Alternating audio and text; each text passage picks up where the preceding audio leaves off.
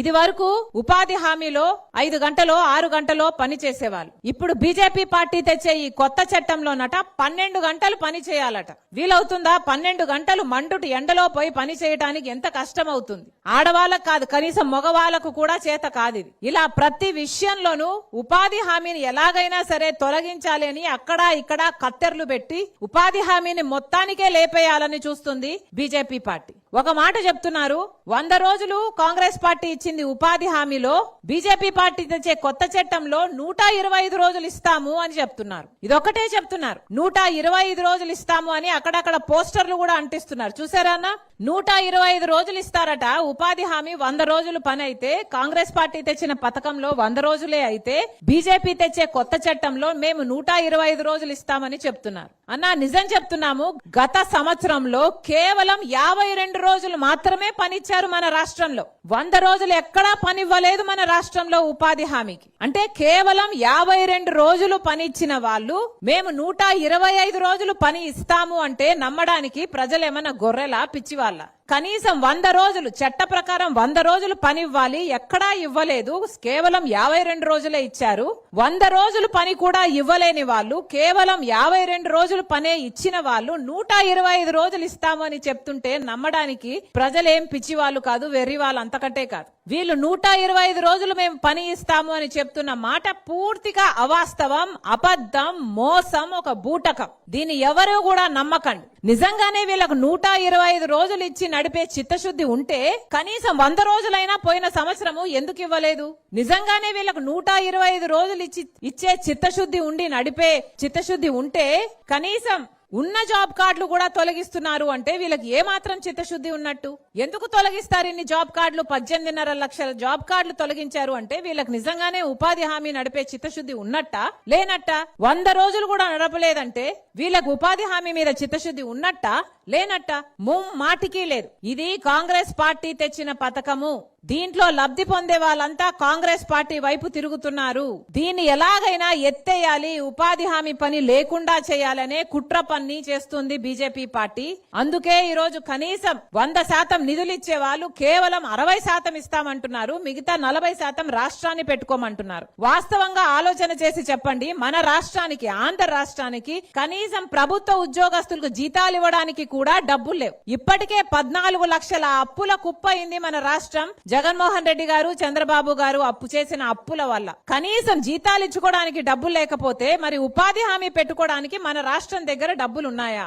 ముమ్మాటికి లేవు. చంద్రబాబు గారి దగ్గర డబ్బులు లేవు. కాబట్టి ఉపాధి హామీకి డబ్బులు ఇవ్వండి అని ఇప్పుడే అడుక్కుని తిరుగుతున్నాడు. పార్లమెంటులోనేమో మద్దతు ఇచ్చారు, ఉపాధి హామీ బిల్లు మారుస్తుంటే 60% కేంద్రం పెట్టుకుంటుంది, 40% రాష్ట్రం పెట్టుకుంటుంది అని. అక్కడ మద్దతు ఇవ్వడం ఎందుకు, మళ్ళీ ఇక్కడ అడుక్కొని తిరగడం ఎందుకు? చంద్రబాబును కూడా సూటిగా ప్రశ్నిస్తుంది కాంగ్రెస్ పార్టీ. ఇది భావ్యం కాదు. మన రాష్ట్ర ప్రజల జీవితాలతో ఆటలు ఆడుకుంటున్నారు ఈ రాజకీయ నాయకులు. ఎవరైనా మాట్లాడుతున్నారా? కూటమి సర్కార్ ఎలాగో మాట్లాడదు, చంద్రబాబు గారు, పవన్ కళ్యాణ్ గారు బీజేపీ మీద ఎలాగో మాట్లాడరు. కనీసం జగన్మోహన్ రెడ్డి గారైనా మాట్లాడుతున్నారా అంటే ఆయన కూడా మాట్లాడటం లేదు. ఎందుకంటే ఆయన కూడా బీజేపీకి అమ్ముడుపోయాడు కాబట్టి, ఆయన కూడా బీజేపీ మోడీ దత్తపుత్రుడు కాబట్టి, ఆయన కూడా బీజేపీకి బినామీగా మారాడు కాబట్టి. రాజశేఖర్ రెడ్డి గారు అంత చిత్తశుద్ధితో ఉపాధి హామీ పనిని అంత అద్భుతంగా జరిపి చూపిస్తే కనీసం రాజశేఖర్ రెడ్డి గారి కొడుకై ఉండి ఉపాధి హామీని కూనీ చేస్తుంటే కనీసం ఒక్క మాటైనా మాట్లాడడం లేదంటే మరి జగన్మోహన్ రెడ్డి గారికి బీజేపీని ఎదిరించే సత్తా ఉన్నట్టా లేనట్టా? ముమ్మాటికి లేనట్టే.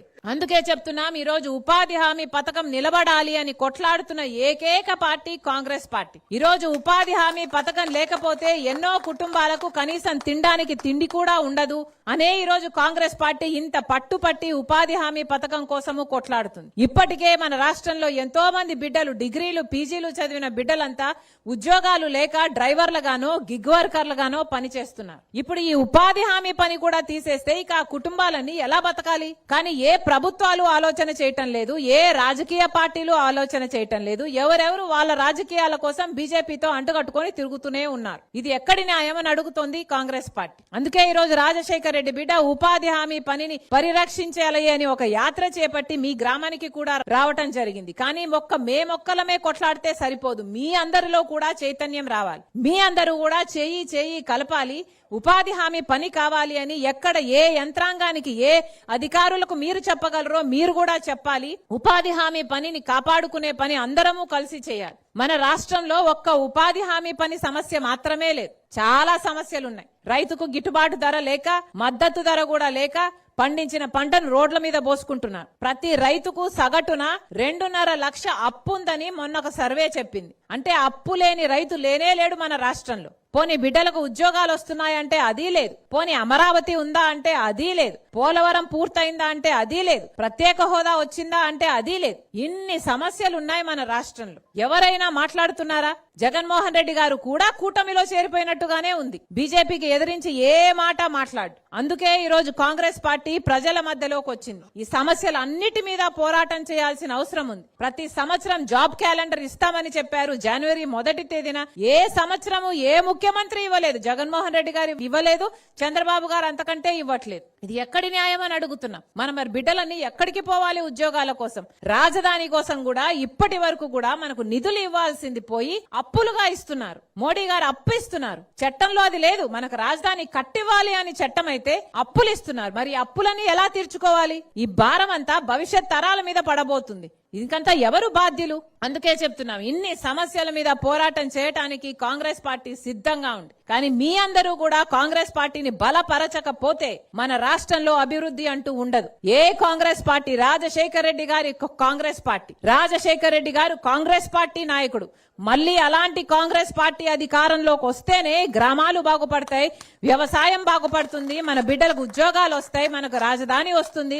ఈ రోజు వరకు కూడా పోలవరం ప్రాజెక్టు ఎత్తు తగ్గిస్తున్నారు. ఒక్క ఎంపీ కూడా మాట్లాడలేదు. మన ఆంధ్ర రాష్ట్రానికి చెందిన ఏ పార్టీ ఎంపీ కూడా మాట్లాడలేదు. ఎత్తు తగ్గించి దాన్ని రాజశేఖర్ రెడ్డి గారు ఒక గ్రావిటీ బేస్డ్ ప్రాజెక్ట్ గా రూపొందిస్తే దాన్ని ఒక లిఫ్ట్ ఇరిగేషన్ ప్రాజెక్ట్ గా తయారు చేస్తున్నారు. వైసీపీ ఎంపీలు మాట్లాడలేదు, టీడీపీ ఎంపీలు మాట్లాడలేదు, జనసేన ఎంపీలు మాట్లాడలేదు, బీజేపీ ఎంపీలు ఇంకా ఎలాగో మాట్లాడు. ఒక్క ఎంపీకి కూడా దమ్ము లేకపోయింది మా పోలవరం ప్రాజెక్టును ఎందుకు కూనీ చేస్తున్నారు అని అడగడానికి. అందుకే ఈ రోజు రాజశేఖర్ రెడ్డి బిడ్డ మీ ముందు నించుంది. కాంగ్రెస్ పార్టీ తరపున మీరందరూ కలిసి కాంగ్రెస్ పార్టీని బలపరచాలి. బలపరిస్తేనే మన రాష్ట్రానికి అభివృద్ధి జరుగుతుంది, న్యాయం జరుగుతుంది.